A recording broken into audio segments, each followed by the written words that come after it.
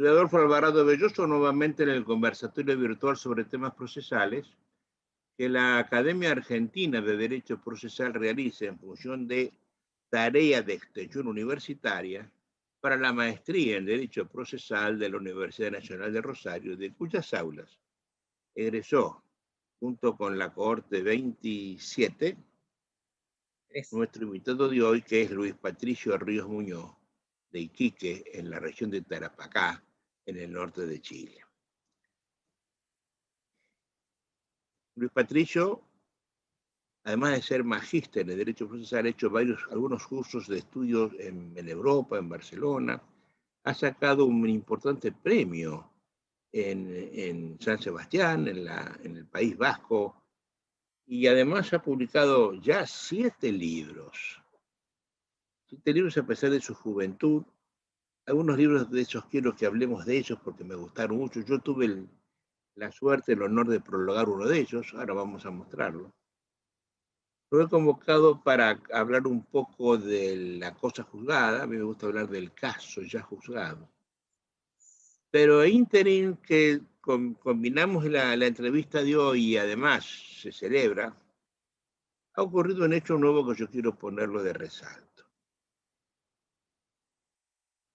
Días pasados tuve una larga conversación con otro chileno, amigo muy querido, Remberto Valdés Hueche, y hablamos de lo que sería la idea procesal de la inminente reforma constitucional de Chile.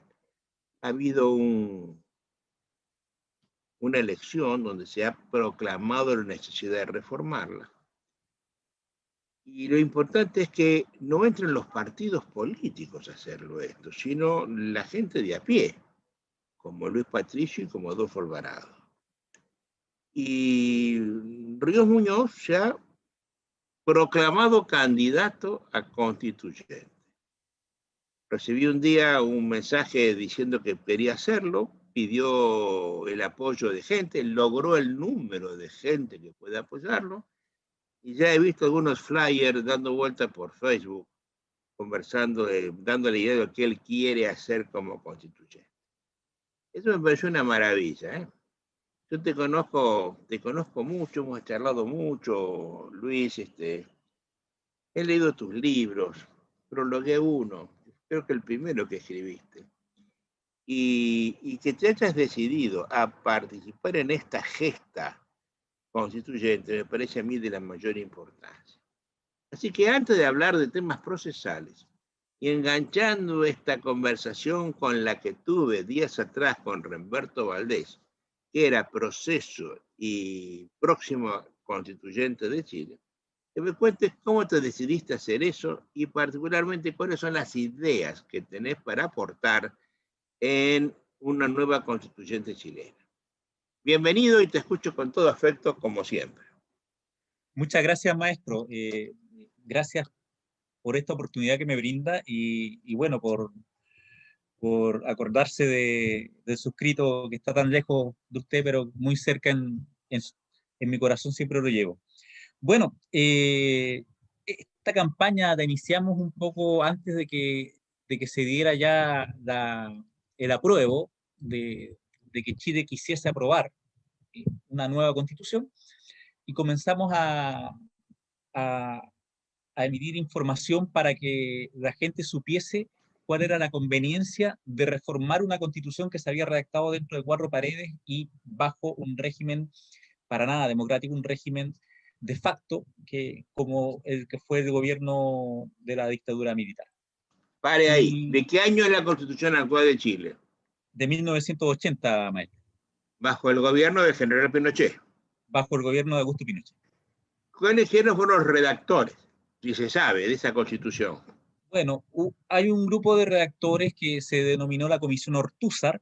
Dentro de ellos había claramente influencia de Jaime Guzmán Tapia, que era la mano derecha de Pinochet en ese tiempo, y hay un grupo de disposiciones constitucionales que forman el bloque que podríamos denominar que es el que permite que el Estado sea un Estado subsidiario, es decir, que el Estado se da de las manos y diga, nosotros no nos vamos a meter a satisfacer las necesidades de la población hasta que realmente no haya nadie más que pueda hacerlo. Y en virtud de eso el Estado no es servicial, sino subsidiario de todas las necesidades humanas. No es el Estado social que es en Colombia, en todas partes. No. Bueno, ¿y qué otras cláusulas tiene esa Constitución que molestan al tiempo actual, por ejemplo?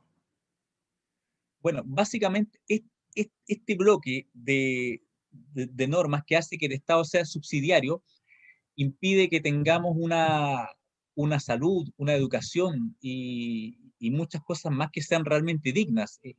Usted conversaba el otro día con Remberto que le preguntaba si pagábamos la universidad. No solamente pagamos la universidad, sino que nos endeudamos de por vida para poder sacar una carrera.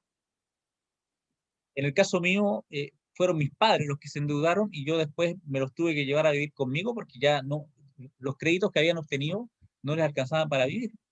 ¿Tan cara es una carrera en Chile? Así es. ¿Qué cuesta, por ejemplo, tener un grado de abogado? Bueno, el grado de abogacía puede estar costando aproximadamente entre 1,5 millones anual, puede que en la universidad más económica de Chile, 1,5 millones anual, y eso por 5 años, o si es que el estudiante no saca la carrera en los 5 que correspondan. Oye, hijo, ¿y cuánto? A ver, en términos de dólares, ¿cuánto es 1,5 millones de pesos chilenos? En términos de dólares, 1,5 millones de pesos chilenos, bueno, una conversión casi de $1 es como casi 1.000 pesos. Entonces, O sea, serían $15.000 eso. claro, aproximadamente. Claro. Sí. Oye, en este momento, por durante muchos años, el dólar se mantuvo a 500, 600 pesos. Estamos hablando de un coste de $30.000 anuales, ¿no? Que es mucho dinero. Para una carrera de 5 años son $150.000 a la universidad más barata, estamos hablando, ¿no? Estamos hablando de la más Eso económica, no porque en debe ser lo definitiva hay que cobra muchas más la caras. Universidad de Chile, por ejemplo, que es la más. No, la Universidad de Chile cobra un poquito más, pero tampoco es la más cara. Al Está ser bien. pública, al ser pública no es la más cara. Y con salud pública pasa lo mismo. Con la salud pasa lo mismo, con las pensiones pasa lo mismo, y por tanto se crearon en los años 80 en adelante, se crearon las famosas administradoras de fondos de pensiones, eh, donde estas sociedades privadas administraban los dineros de los pensionados y que al día de hoy vemos que el pensionado, una persona que ganaba, no sé, 1 millón de pesos, termina jubilándose con un sueldo de 300, 400.000 pesos. No le alcanza para vivir. Exactamente. Estamos hablando de 300, $400 en un país caro como es Chile. Y en materia de salud exactamente lo mismo. Tenemos un sistema que es de instituciones de salud previsional, que también es la privatización de la salud, donde todos los meses también nos van descontando y en virtud de eso uno accede a las prestaciones médicas. Esto es la privatización de todos los servicios necesarios para poder vivir dignamente. Oye, yo recuerdo en los últimos 2, 3 años, ya tal vez se me vaya para atrás o para adelante un poco, hubo unos movimientos estudiantiles feroces, Así con es. pedradas, con roturas, con policías heridos, todo eso a raíz de estos problemas. O sea, esto nace como de abajo para arriba, la gente se pelea por obtenerlo. Esto nace, claro, o sea, viene arrastrándose hace bastante tiempo ya. Si nos vamos hace 10 años atrás, ya teníamos una revolución pingüina, pero realmente, y esto explota definitivamente en octubre del 2019, y con toda la violencia que se genera ahí, con todos los desmanes, pero sobre la base de eso es que los líderes del gobierno dicen, ok, entreguémosle la posibilidad al pueblo de que decida si quiere o no una nueva constitución. Oye, ¿qué es una revolución pingüina? Revolución pingüina le llamamos pingüinos a los estudiantes de enseñanza media. Y hace 10 años atrás hubo también manifestaciones de parte de ellos y muchos de esos dirigentes y líderes estudiantiles pasaron a formar parte ahora de la clase política. Y bueno, al principio eran chicos buenos y después se fueron transformando con todo esto. Se aburguesaron. Así es. Por eso yo político no quiero ser, y esta va a ser la única vez que me van a ver a mí en campaña. Bueno, oye, a ver, ¿y qué has pensado vos para tu constitución? Bueno, partió esto un poco con el interés siempre de derecho procesal, maestro, de que hay muchas cosas en derecho procesal que debiésemos mejorar en la Constitución, sobre todo teniendo en cuenta los movimientos de convencionalización y constitucionalización del proceso, que Chile jamás ha considerado, que ha sido la jurisprudencia la que ha tenido que ir construyendo todo este tema, y, y hay muchas cosas que se pueden cortar ahí. Tratar de lograr una especie de sistema que refuerce la independencia e imparcialidad del Poder Judicial, para que no estemos hablando de que los nombramientos de los jueces dependan de favores políticos del gobierno de turno o de los senadores de turno, que ha estado pasando con los nombramientos de los miembros de la Corte Suprema. Bueno, y entonces a ver cuáles serían tus propuestas. Bueno, tengo un bloque de propuestas que son de carácter procesal, y luego están también otras propuestas que ya son más de las otras áreas. A ver, empecemos por Y, las de procesal, explícamelas, a ver, enumeralas y explícalas.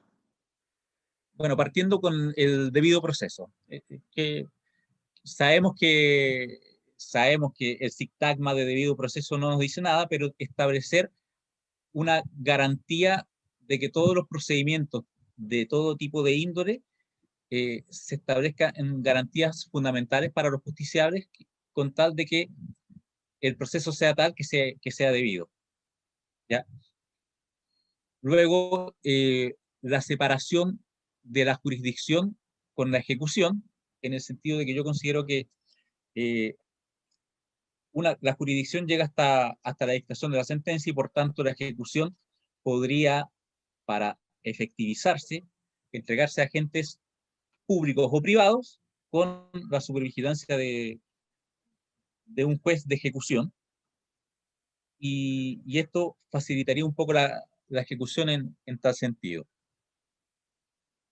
Luego, también proponer lo que estoy Oye, señalando yo cuando me tocó a mí hacer la ley orgánica del Poder Judicial de la provincia de Santa Fe, yo imaginé jueces de ejecución, civil y qué bueno. penal. Y desde hace, no sé, 20 años, yo decidí que el juez de ejecución penal tenía su natural asiento en la sede de la prisión. Bien. O sea, si hay un juez de ejecución por cada cárcel santafesina, en la cárcel está el juez. Algunos lo criticaron, porque dijeron que el juez estaba allí sometido a la presencia cotidiana y la cercanía de los funcionarios que él tenía que, que controlar, con los cuales comía, hacía amistad, hacía comensalidad, ¿no? Pero sin embargo, la natural personalidad de un juez de ejecución hizo que eso a mí no me molestara, ¿no? Las cosas funcionaron mucho mejor porque el preso, el condenado, tiene al juez en el propio edificio, o sea, quiere hablar con él, camina 10 pasos y llega, ¿no? Hice un juez de ejecución civil para todo lo que fueran títulos ejecutivos. El juez de ejecución es un juez que no piensa mucho, no tiene los problemas de un juez ordinario con documentos de contrato, por ejemplo. Tiene Claro. un título, controla que y empieza a mandar trámites ejecutivos, ¿no? O Así sea, es. es poco jurisdicción lo que hay de verdad allí. A lo sumo decir si una excepción es admisible o no, o si es procedente o no. Y le hemos sacado con esto todas las ejecuciones a los jueces comunes, a los jueces civiles y comerciales, por ejemplo. Con lo cual han quedado solo para trabajar la jurisdicción propiamente dicha.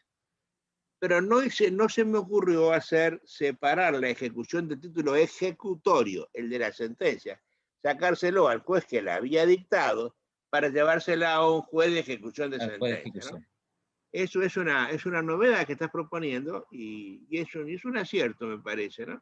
Me parece bien. Porque en la ejecución de la sentencia después hay hay nombramiento de martillero, y hay fijación de fecha, y hay toma de posesión, y hay problemas con el martillo, y hay problemas de pago, de rendición de cuentas, montones de cosas que entretienen a los jueces con tareas que son puramente administrativas. Así es. Te felicito con eso, me gusta. Otra. Qué bueno. Bueno, tema todavía no tengo claro, maestro, cómo lograr obtener este sistema de nombramiento de jueces que nos asegure la imparcialidad e independencia. Te lo Y cuento yo. su Te charla lo cuento. con Remberto, y me dice que a usted no le gusta esto del sistema de consejo de la magistratura. No, no, no, a mí me parece perverso el consejo. Y yo te voy a contar por qué. Yo quiero que para estudiar el tema te vayas a cuál fue el primer consejo de la magistratura. Ya. ¿Cómo se hicieron los consejos? A ver, las constituciones, particularmente las de América, están mirando que el poder político de turno, con el acuerdo de la legislatura de turno, concurran para el nombramiento de un juez, a quien inviste del cargo el propio Poder Judicial que le toma juramento. Y hay alguien que es responsable por el juez. El responsable es la persona que lo nombró. Si sale malo, si sale perverso, si sale un bandido, alguien es responsable de eso. Cosa que a mí me aflige personalmente muchísimo, porque hace unos años había una banda de delincuentes llamadas Piratas del Asfalto que estaba asolando la ruta Santa Fe, en Rosario, Buenos Aires, robando camiones. Y tuvo que venir la Gendarmería Nacional para poder pararla. Y un día vieron a un auto iba tirando tiros, lo pararon, y el que manejaba la banda era el juez de instrucción de turno.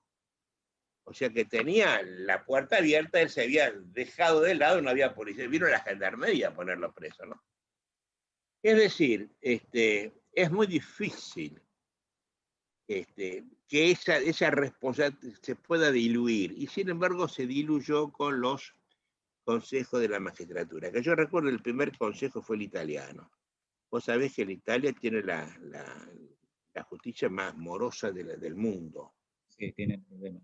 Y en Italia, cuando el rey Vittorio Emanuele lo nombraba a esto, lo nombraba el rey con un acuerdo de las cortes, de las cortes de diputados, etc. Y siguiendo la idea de Tommaso de Lampedusa en el Gato Pardo, que dijo algo, cambiemos algo para que nada cambie, entonces pusieron que ahora se lo proponía un consejo formado por la corte, etc. Pero seguía siendo el rey y el parlamento, con lo cual no cambió nada. Alguien le propuso y alguien lo aceptó o no lo aceptó al nombramiento, no eran vinculantes. Y así fue la justicia italiana hasta que Manipulite llegó un montón de fiscales con las manos limpias y pudieron arreglar todo esto. Francia hizo lo mismo. Francia tiene una justicia, vos sabés, que no es buena, es morosa, es desidiosa. Y por último fue el Consejo General de la Magistratura Español. Yo fui testigo presencial de eso. Y te cuento, cuando llegó el Partido Socialista, el Partido Obrero Socialista, el PSOE, al gobierno, se encontró con un poder judicial monolíticamente franquista y había que sacarlo. Y no podían. Entonces hicieron un Consejo General de la Magistratura formado por representantes de las Cortes, de los colegios de abogados, algunos de la facultad, representantes del rey, que fue lo que lo presidió, un gran señor, don Antonio Hernández Gil, un profesor propietario de Derecho Civil de Madrid, pero además hicieron que cada estamento del Poder Judicial tuviera un representante. Suponemos uno de los prosecretarios, de los secretarios, de los jueces de audiencia, de primer grado. Y eso, al que iba al consejo, lo mantenían en un lugar que se llama de reserva, que no trabaja, no tiene que hacer función judicial, y le pagaban el sueldo, más los viáticos de vivir en Madrid, auto, departamento, etc. Y entonces lo hicieron por votación por estamentos. Cada uno votaba a su representante. Se sacaron los ojos por ir al primer consejo. Y el primer consejo, mi querido, fue un consejo que politizó, porque hicieron política adentro del estamento judicial. Y ese consejo se copió en América Latina. Se copió en Argentina, que tenemos la peor justicia de los últimos 100 años, la tenemos ahora con un consejo de la magistratura perverso. Y lo copió Paraguay. Yo estuve dando charlas en Paraguay cuando esto sucedió, y te cuento que no me creían, ¿no? El primer consejo cambió figurita. Yo te nombro a tu hija si vos no eras mi mujer. Y así fue la historia. Y fue una corte terrible. Una corte que terminó secuestrando un avión para que los magistrados fueran a Camboriú a hacer vacaciones, ¿no? Oye, no estoy de acuerdo con el consejo. Me gusta por lo contrario el sistema brasileño, que te ruego lo estudies. Ya, vamos a tomar nota de eso. Mira, al primer grado de conocimiento no hay otra cosa más que tener un examen, ¿no es cierto? Pero no un examen de temas de civil o penal, sino un tema de gestión. Cómo se toma una audiencia, cómo se realiza un embargo, cómo se regulan honorarios, cómo se provee un expediente. Eso hay que concursar, no un terrible tema sacado de un laboratorio académico.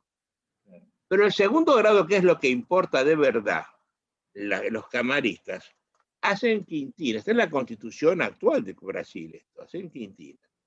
De cada 5, quiero que recuerdes que San Pablo tiene 500 camaristas, 500 desembargadores. Entonces hacen quintinas, hay 100 quintinas. En uno de la quintina entra el más antiguo del sistema inferior. Ya. ¿Sí o sí? Ya. Por derecho propio. A menos que tenga una bolilla negra de todo el tribunal que lo va a recibir. La única vez que esto ocurrió, el señor se fue de primera instancia, renunció y se fue. Uno entra directamente del Ministerio Público, para tener una mente acostumbrada a la investigación y la acusación. Ya. Otro entra directamente del ejercicio de la abogacía, elegido en votación secreta y obligatoria por los abogados. Bien. Y esto lo tienen a gran honra, a tal punto que tienen un pin acá del Poder Judicial, y abajo dice quinto constitucional. Para un abogado viejo, no va ningún muchachito, viejo, que trabajó decente y honestamente toda su vida, es la mayor gloria que le puede ocurrir, y que lo reconozcan sus colegas, ¿no? Y va ahora una mente prudente, un hombre que viene de la abogacía y no de la carrera judicial. No hay carrera judicial ahí. Y los dos restantes, así que te recuerda, uno directamente debajo para antigüedad, uno Ministerio Público, uno que viene del ejercicio de la abogacía, y dos entran por merecimiento. Esto se llama concurso. ¿Pero qué hacen? ¿Rinden un tema de hipoteca? No, rinden sentencias dictadas, sentencias confirmadas, revocadas y anuladas. Si vos tenés 10 años de juez de primera instancia, ¿qué vas a hacer una sentencia para la segunda? Tenés que fijar lo que hiciste en los 10 años. ¿Cuántas sentencias dictaste? Porque hay cosas que no se pueden nunca concursar, Patricio. ¿Sabés cuáles son? La decencia, la honestidad de espíritu, la honestidad de bolsillo, la contracción al trabajo. ¿Cómo concursás eso? Pues te di una idea, Me parece mucho más pura. ¿Y sabés qué? Tienen mejor poder judicial que nosotros. Me gustó, maestro. Vamos a estudiarla bien. Siga. Seguimos entonces, y luego establecer también la constitucionalización de la cosa juzgada, del caso juzgado, como le gusta a usted decir, y que ya lo vamos a hablar ahí más adelante. Y para el tema de la corrupción que está muy metida en nuestro país, proponer un modelo de enjuiciamiento que comprenda a la ciudadanía, un modelo de enjuiciamiento por jurado, pero solamente para todos aquellos delitos donde se vea involucrado como imputado una persona de las altas esferas influyente, ya sea gobernante o ya sea miembro de alguna empresa multinacional. 2 preguntas sobre eso. ¿Vas a hacer una inversión de la carga probatoria? ¿Vas a suponer que tiene que ser el imputado quien diga cómo obtuvo el dinero? Esa es una cosa. del cual hablé precisamente ayer con Mercedes Fernández López de la inversión de la carga probatoria en materia de corrupción, ¿no? ¿Y qué jurado querés? ¿Un jurado americano de 12? Quiero un jurado de Lego de 12, sí, tradicional. Por supuesto, jurado Lego, no hay abogados ni poder judicial. Y No, por supuesto, que se sean hace ciudadanos, por unanimidad. y que sean ciudadanos que sean elegidos de las diferentes regiones del país, que no se repitan. Nosotros Bien. tenemos 17 regiones y pueden salir los 12 de uno de cada región, quedando ahí de sorteo. Oye, eso es muy costoso, no quiero que sepas, pero muy importante que lo tengas. Y finalmente te digo, tiene que ser por unanimidad, no por mayoría. El Como, jurado en, americano. como todo el Fangry-Man, como en la película. Porque la unanimidad es lo que suple la motivación. Claro. Si vos ves la película 12 hombres en pugna, 2 hombres enojados en inglés, verás que es altamente dramática la discusión que se realiza durante las 2 horas de la película, ¿no? Bueno, Sí, me yo encanta la lo idea, ¿eh? enseño. Pero ¿qué quiere hablar de la casa, del caso juzgado en la Constitución? ¿Qué quiero hablar del caso juzgado en la Constitución? Bueno, porque en definitiva, si lo mantenemos a nivel legal, vamos a estar politizando el caso juzgado y por ende nos vamos a encontrar con cierto problema que planteo yo en la tesis que dice relación de cuál es el verdadero corazón, cuál es el verdadero índole de la cosa juzgada. Eh, yo sé que usted enseña que la cosa juzgada es más bien un tema político, de política legislativa. Es para mantener la paz, para que no se siga discutiendo Claro, eternamente lo mismo. así es. Pero hubo un tema que se llama El incidente argentino, originado en los comentarios del doctor Augusto Mario Moreno, de una sentencia de la Corte Suprema de la provincia de Buenos Aires, donde este consideraba que la cosa juzgada era un concepto político que supone que los jueces, a pesar de su existencia, no pueden llegar a conclusiones contrarias a la idea de justicia. ¿Ya? Y ese incidente argentino lo menciona ahí en un libro conjunto donde aparece usted también, que es de Proceso Civil e Ideología, lo mencionaba Montero Aroca. ¿Ya? Quienes sostenemos, yo sostengo una concepción garantista, como la que usted nos enseña, estimamos que a la sentencia se llega luego un proceso con todas las garantías en que las partes han podido ejercitar con plenitud los derechos propios de defensa en juicio. Por tanto, el proceso se encuentra al servicio de las partes y no viceversa. De manera que, habiéndose obtenido sentencia definitiva sobre un asunto, con un proceso que ha seguido todas las garantías, es decir, valga la redundancia, un debido proceso que no es otra cosa que un proceso, no es posible que nadie pueda hacer variar dicha declaración tras adquirir esta autoridad de caso juzgado, siquiera un órgano jurisdiccional. Por tanto, si lo dejamos librado al legislador, a la política legislativa, los alcances subjetivos de la cosa juzgada van a correr el riesgo de que se transforme en una mera ilusión. Oye, es muy importante lo que me estás diciendo, ¿eh? Es muy importante. A ver, te recuerdo un poco para ayudarte en esto. El efecto del caso juzgado se opone ex oficio y tiende siempre al mantenimiento perpetuo y constante de la paz. Por tanto, si en la Argentina somos todos italianos y españoles, nos dejaran discutir, discutiríamos siglos y siglos sobre el mismo tema. Algún día hay que ponerle fin a esto. Un en grado, 2, 7, lo que vos quieras, pero hay que ponerle fin. Se termina. Y se termina para siempre. Hubo un caso importante en la provincia de Buenos Aires, donde se ocurrió durante un gobierno militar, perdón, durante el último gobierno de Perón, donde se expropió un inmueble fraudulentamente. Fue claro el fraude, es muy largo de contarlo. Se llama Campbell Davidson contra la provincia de Buenos Aires el caso. Cuando cayó el segundo gobierno de Perón, se inició un pleito que se perdió en primer y en segundo grado, porque ya la sentencia se había dictado en la época de Perón y llegó a la Corte. Y la Corte dijo que la cosa juzgada es la natural consecuencia de un proceso regularmente llevado.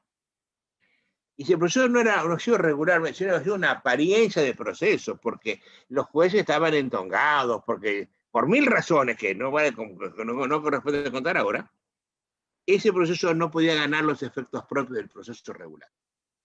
Entonces se habló de fraude, y por primera vez en la historia se revocó una cosa juzgada sobre pretexto de que si yo puedo anular un testamento, un contrato, una declaración cualquiera, ¿por qué no la cosa juzgada?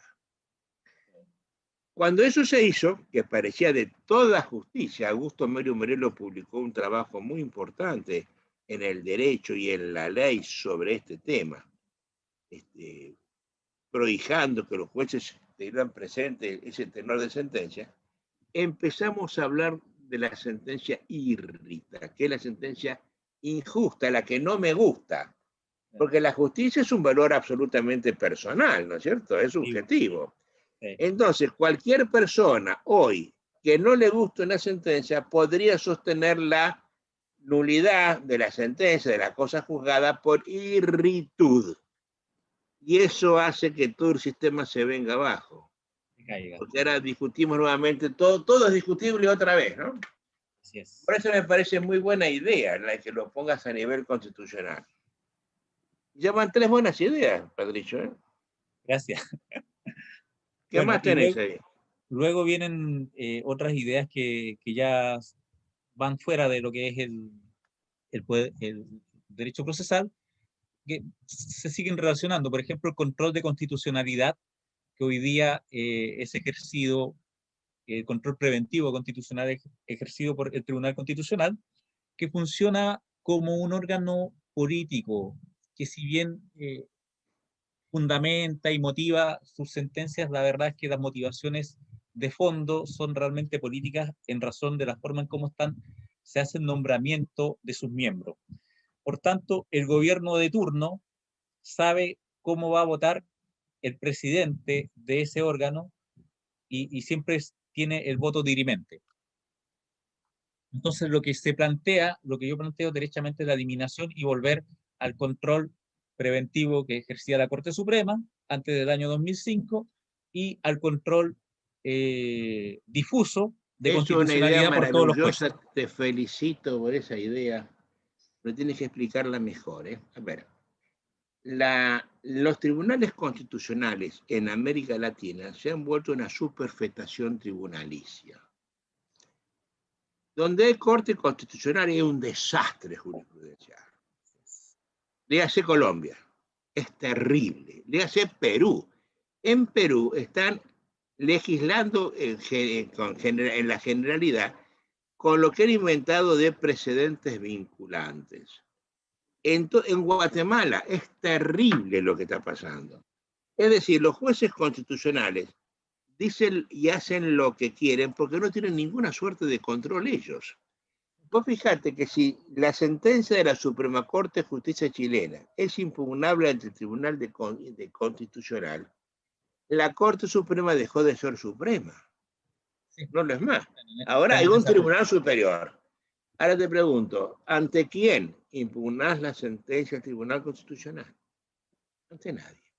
Entonces, hemos hecho un tribunal político, no jurídico, que no le rinde cuentas a nadie y que dice que es constitucional lo que él quiere que sea constitucional, o viceversa.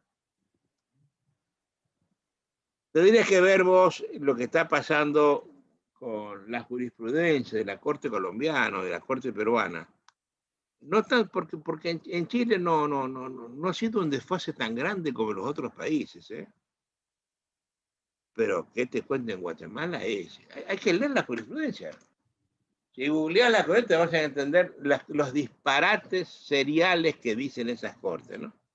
Qué bueno sería que Chile abandonara ese y volviera a un sistema de justicia en serio, una Corte Suprema de Justicia, cuyas impugnaciones serían siempre ante la Comisión Internacional, ¿no es cierto? Siempre habría alguien a quien hablar. Sigamos.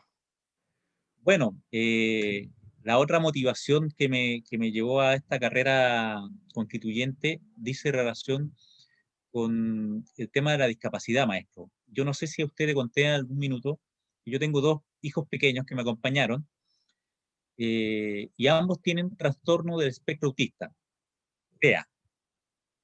Gracias al mayor de ellos, yo descubrí que yo también tengo trastorno del espectro autista, porque esto no desaparece. Lo que van desapareciendo son algunos rasgos, ¿ya?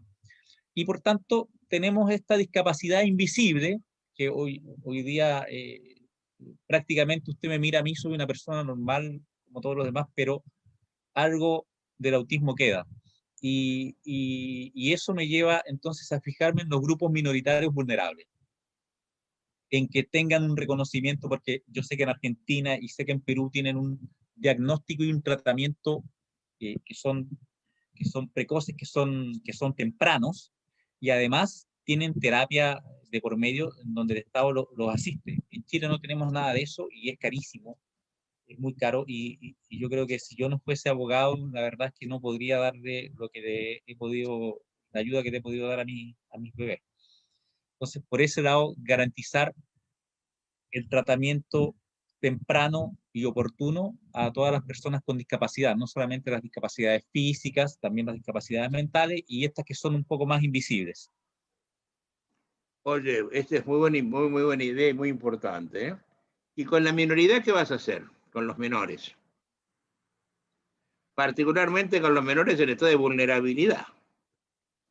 ¿Lo Bueno, vas a constitucionalizar?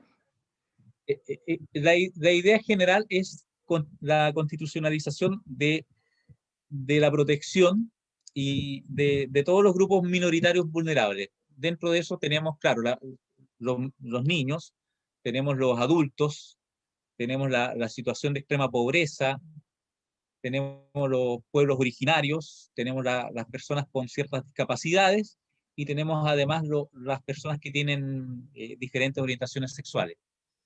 A todo ello, si bien son todos diferentes, pero son todos grupos minoritarios vulnerables.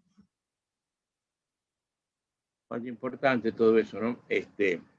Lo que hay que evitar, si yo fuera constituyente, si yo lo fuera, que no quiero serlo, pero si yo lo fuera, yo evitaría incluir en la Constitución las declaraciones rimbombantes que son Claro, incumplibles. Por ejemplo, todo ciudadano tiene derecho a una vivienda digna. Constitución argentina. ¿Quién se la da? A ver, el vulnerable del cual estamos hablando recién, se presenta ante un tribunal y pide que alguien le pague su casa. ¿Cómo se hace eso? Es decir, si yo no aseguro desde el Estado la dignidad de toda la población, no puedo poner una cláusula que afecte a todos y que además sea incumplible. En sinaragmática. Argentina tengo millones de personas que viven en villas miserias, villas de emergencia. Y la cláusula constitucional dice esto, ¿no? Mira, había un caso muy sonado en Entre Ríos. Acá también todos tienen el derecho a una alimentación eficiente y efectiva. En la provincia de Entre Ríos, una juez de familia va hacia el tribunal y ve en el camino a dos chiquilincitos jugando, muy flaquitos, muy desnutridos. Se baja, mira quiénes son y descubre que hay un matrimonio. Él es un albañil que está sin trabajo y los chicos no están comiendo desde hace 3 o 4 días. Entonces no tiene mejor idea que ir a su tribunal y sentarse en la máquina y escribir una resolución que dice, listo, la Convención del Niño, sus derechos inalienables, todo, la Constitución, ordeno, en uso de las facultades de esos pactos internacionales, autosatisfactivamente, sin preguntarle nada a nadie, ella se erige el legislador y dice, artículo primero, ordeno que el propietario, así, del mercadito La Estrella, cito la intersección de las calles tal y cual, le entrega al señor fulano de tal, DNI número tal, la siguiente mercadería. 2 kilos de carne, 1 kilo de poroto, 2 kilos de azúcar, 1 kilo de hierro, 1 kilo de lenteja, de polenta. Así la lista. Artículo segundo. Autorizo al propietario de la Estrella a que compense con la provincia el valor de la mercadería que entrega con el pago de sus impuestos. Pero entonces el mercadito le entregó la comida. Por supuesto, el gobernador salió en el acto. Si los jueces empiezan a compensar impuestos entregando hierba y... Oye, es una locura, ¿no? Por supuesto se lo revocaron en 48 horas, ¿no? Pero eso pasa porque tenemos cláusulas constitucionales que no son cumplibles. Claro. Distinto si yo digo, el Estado tenderá a que la población tenga tal cosa, tendrá en la medida de sus posibilidades. Claro. Tener Vamos a ver cuidado, esas fórmulas. tener cuidado con eso, porque si no después te vuelve en contra todo el sistema, ¿no? Oye, Sí, claro. Bonica, ¿y qué has hecho? ¿Qué has hecho hasta ahora vos? Bueno, ahora me dedico al ejercicio libre. No. Hasta este momento vos tenés gente que te apoya en tu candidatura. Logré reunir, a ver, necesitábamos para ir como independientes, sin apoyo de ningún partido político y sin ir en listas de independientes, porque también habían listas de independientes, necesitaba reunir 300 firmas como independiente solo y 500 firmas para ir en lista. Yo alcancé a reunir 500 firmas de personas que me apoyaban y cada día se van sumando cada vez más apoyo en redes sociales, me dan dando el apoyo y me dan señalando ideas y de ahí vamos trabajando las ideas con esas personas. ¿Y eso en qué lista que estarías tú? Yo no voy con lista maestro, yo voy como ciudadano de a pie, Luis Patricio Ríos Muñoz. De hecho, mi logo, mi frase o mi eslogan es ciudadano constituyente. ¿Cuándo es la elección? La elección es el 11 de abril de este año. El periodo de campaña oficial comienza el 11 de febrero y termina el 11 de marzo. Bueno, yo te deseo suerte, Patricio, porque te has metido en una cosa importante que puede ser trascendente. Es decir, después me voy, no toco y me voy. Una cosa muy, muy importante lo que estás diciendo, ¿no? De verdad que sí, maestro. Bueno, y esto no lo he dicho en ningún lado, pero la verdad es que si salgo electo, hay un dinero que el gobierno le devuelve a los candidatos. Si yo salgo electo, ese dinero va a ir a fundaciones que han apoyado, que han hecho todo esto posible. Hay una fundación que es para las víctimas que han perdido la visión producto de todos estos enfrentamientos con la fuerza policial. Qué notable, ¿no? Bueno, que tenga suerte, ¿eh? Una última pregunta que se le hice el otro día a Renberto. Sé que van a haber 155 convencionales constituyentes. Así es, 155. Y De que han esos decretado que 155, tenemos que rebajar los escaños que están reservados para los pueblos originarios. Así que ahora ya no son 155 ciudadanos, sino que son 155 entre ciudadanos oye, chilenos pero sin he pueblo visto que originario también más pueblo han originario. decretado la paridad de género, También han decretado la paridad de género. absoluta. Bueno, cuando termina en números impares, como en mi distrito se eligen 3. Mi ¿Y distrito cómo es sería, a Tarapacá. ver, cómo sería la paridad con un número impar? Le pregunté yo a Renberto y se rió y no me contestó, ¿no? Bueno, en mi distrito, que es Tarapacá, tenemos que elegir 3 constituyentes. De esos 3 constituyentes debiese ser un hombre, una mujer, y el tercero puede ser u hombre o mujer, o puede ser pueblo originario, porque nosotros tenemos acá a tres pueblos originarios. Pero el pueblo originario será hombre o mujer también. Puede ser hombre o mujer también. No puede ser otra cosa. A Así ver, es.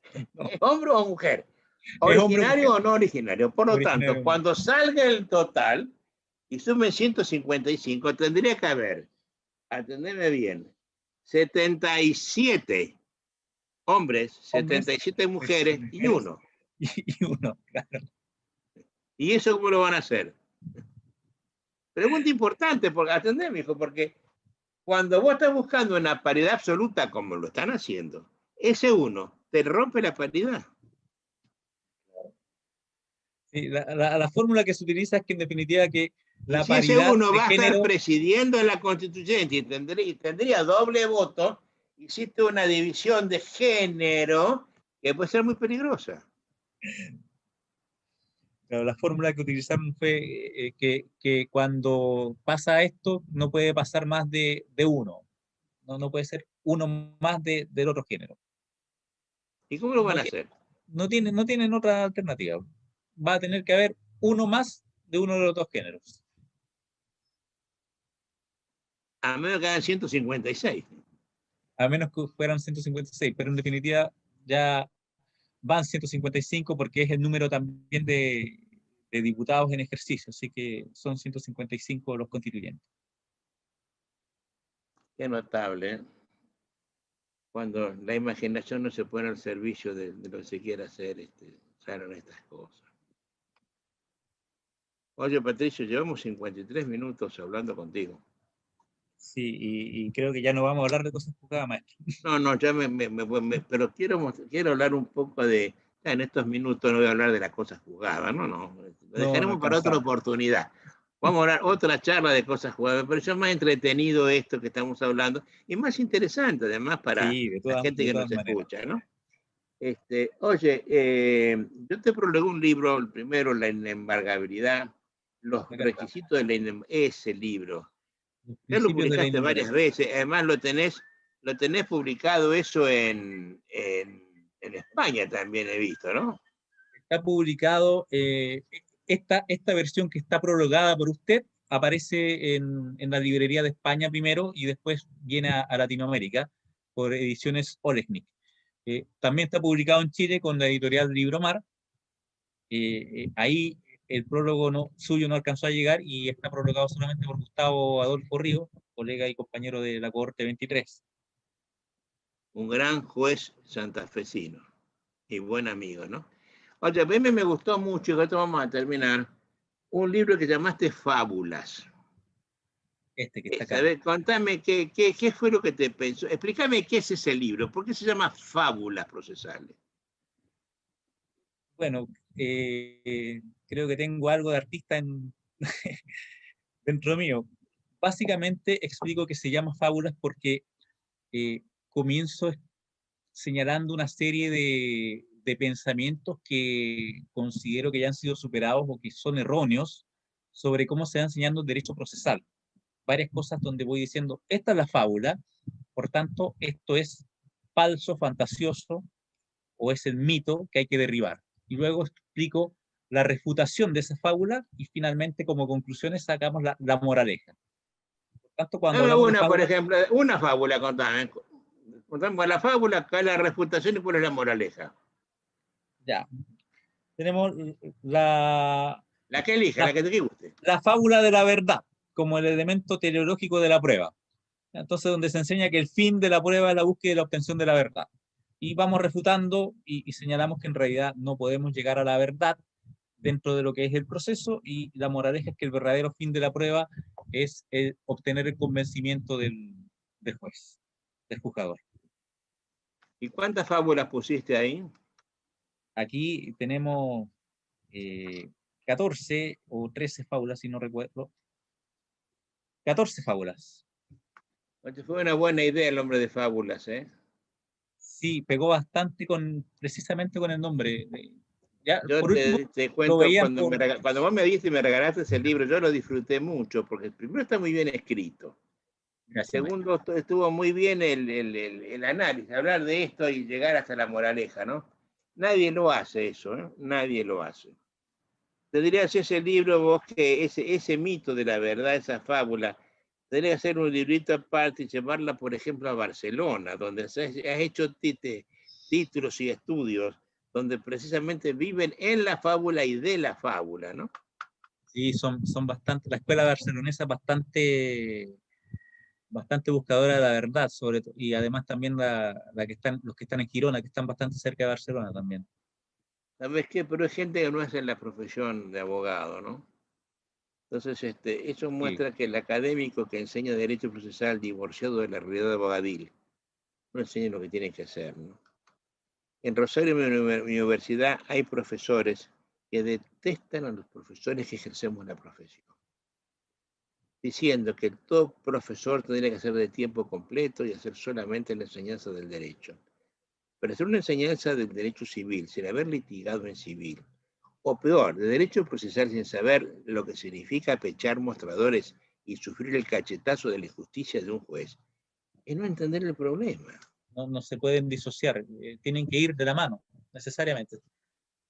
Y es lo que yo veo en España, ¿no? Donde no se hace teoría general del proceso, se estudia puro procedimentalismo, son todos expertos en un código procesal y no en otro, y están todos así, trabajando a partir de ignorar lo que pasa en la realidad de la vida, ¿no? Oye, me encantó la charla de hoy, me entretuvo muchísimo, ¿eh? Estamos jugando ya 1 hora de esto, así que es mi plazo máximo. Te dejo un último minuto para vos para que hagas un alegato en pro de tu calidad de constituyente. Mensaje a la población de Tarapacá. Bueno, vamos a comenzar el mensaje como siempre lo comenzamos.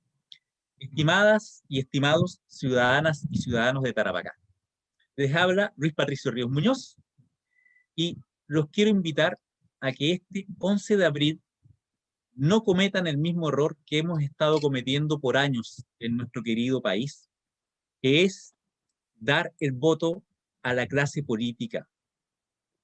Vote por un independiente, pero por un independiente de verdad, por un independiente que es ciudadano de a pie como usted, por un independiente que es hijo de madre educadora de párvulos, que es hijo de padre pampino, cuyos padres se tuvieron que endeudar para que él pudiese sacar su profesión y que no tengo más que mi casa y que todavía la estoy pagando. Estoy tan endeudado como usted, pero tengo conocimientos que creo que pueden aportar mucho para el día de mañana hacer de Chile un mejor país. Muchas gracias. ¿Qué es un padre pampino? Que nació en La Pampa, mi papá, de la salitrera, de donde viene todo el conflicto de la guerra Perú-Boliviana, la guerra del Pacífico. Las salitreras que fueron tomadas por los chilenos a los peruanos que estaban acá.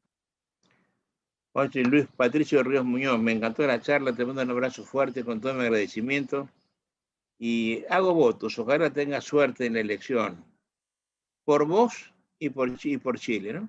Un abrazo. Abrazo grande, maestro, de verdad. Siempre está en mi corazón. Hasta pronto, hasta siempre, ¿eh? Hasta siempre.